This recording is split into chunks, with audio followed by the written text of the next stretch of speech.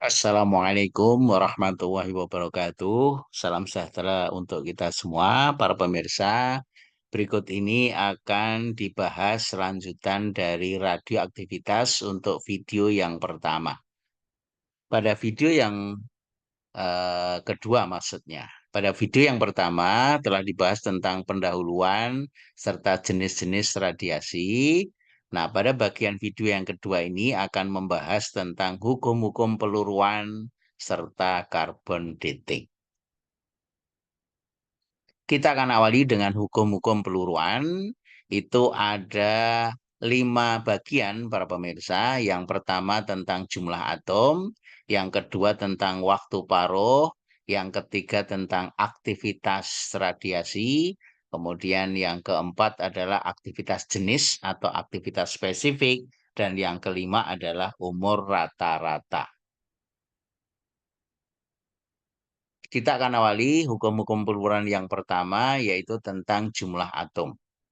Jumlah atom yang meluruh atau N besar terhadap waktu T sebanding dengan jumlah atomnya. Dituliskan di N per dt sama dengan minus lambda kali N. Ini digambarkan mula-mula N0 jumlah atomnya, kemudian waktunya T1 sama dengan 0. Setelah T tertentu atomnya menjadi N, telah meluruh sebagian sehingga waktunya sebesar T memenuhi persamaan di sebelah kanan ini. Lambda itu dinamakan konstanta peluruan, yaitu dengan satuan persatuan waktu. Nah, kalau persamaan diferensial ini kita integralkan para pemirsa dengan batas T1 0 sampai dengan T1 sama dengan T, kemudian batas kiri N0 menjadi N, maka penyelesaian dari persamaan ini menjadi N sama dengan N0 pangkat E minus lambda T, di mana N adalah jumlah atom yang tersisa, sedangkan N0 adalah jumlah atom mula-mula, lambda adalah konstanta peluruan, satuan per satuan waktu, kemudian T adalah waktu selama atom meluruh. Jika dari persamaan jumlah atom ini kita nyatakan dengan massa atom, karena massa atom berbanding lurus dengan jumlah atom, maka persamaan ini boleh diganti dengan M sama dengan M0 kali E pangkat minus lambda T, di mana M adalah massa atom tersisa, M0 adalah massa atom mula-mula, lambda adalah konstanta peluruan per satuan waktu, dan T adalah waktu selama atom meluruh.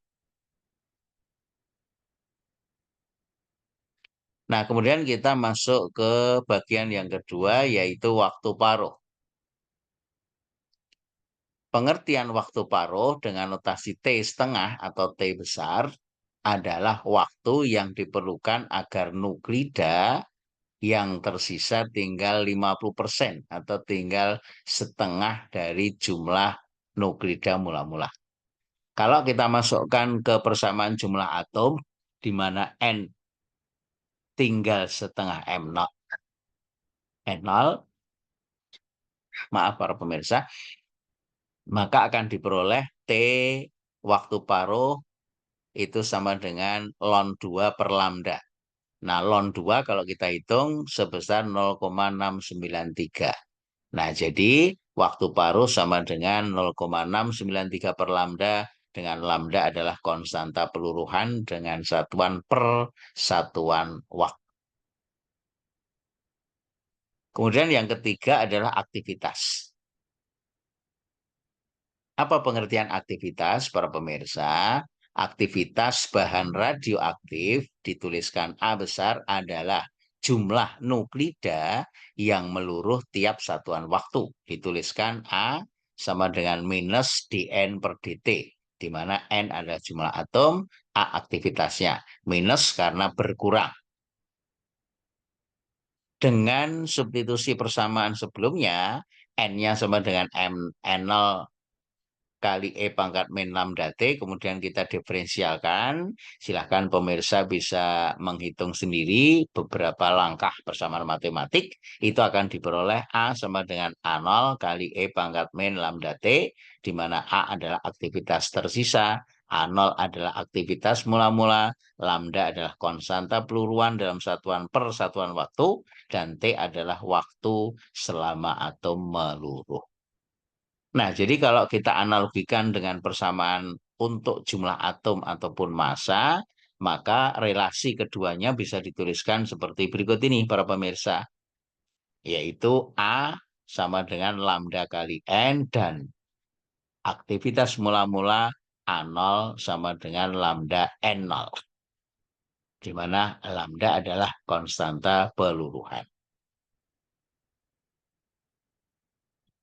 Kemudian yang yang keempat, maaf, adalah aktivitas jenis atau aktivitas spesifik.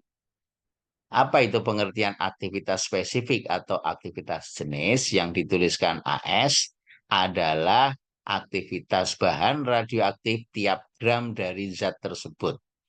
Jadi diambil masanya 1 gram, kemudian aktivitasnya kita hitung berapa, itu dinamakan aktivitas spesifik. Nah, kemudian aktivitas spesifik itu dinyatakan bisa dalam Curie per gram, atau Rutherford per gram, atau Becquerel per gram.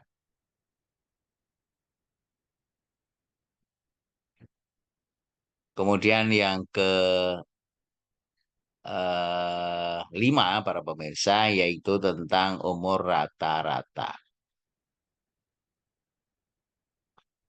Umur rata-rata T adalah umur rata-rata dari nuklida awal N0 sampai dengan semua nuklida habis meluruh atau N akhirnya sama dengan 0. Nah, kalau kita integralkan dengan batas dari T sama dengan 0 sampai tak berhingga, para pemirsa, maka diperoleh nilai waktu rata-rata itu sama dengan 1/lambda, di mana lambda adalah konstanta peluruhan dengan satuan persatuan waktu. Nah, demikian itu adalah hukum-hukum peluruhan. Sekali lagi, yaitu ada 5. Yang pertama terkait jumlah atom N, kemudian yang kedua waktu paruh T besar atau T setengah, kemudian aktivitas adalah A secara umum, kalau per gramnya dinamakan aktivitas spesifik, kemudian yang kelima adalah umur rata-rata.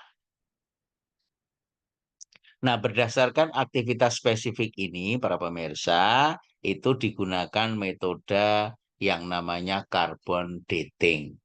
Jadi carbon dating itu adalah menghitung atau mengukur waktu dari fosil yang ditemukan.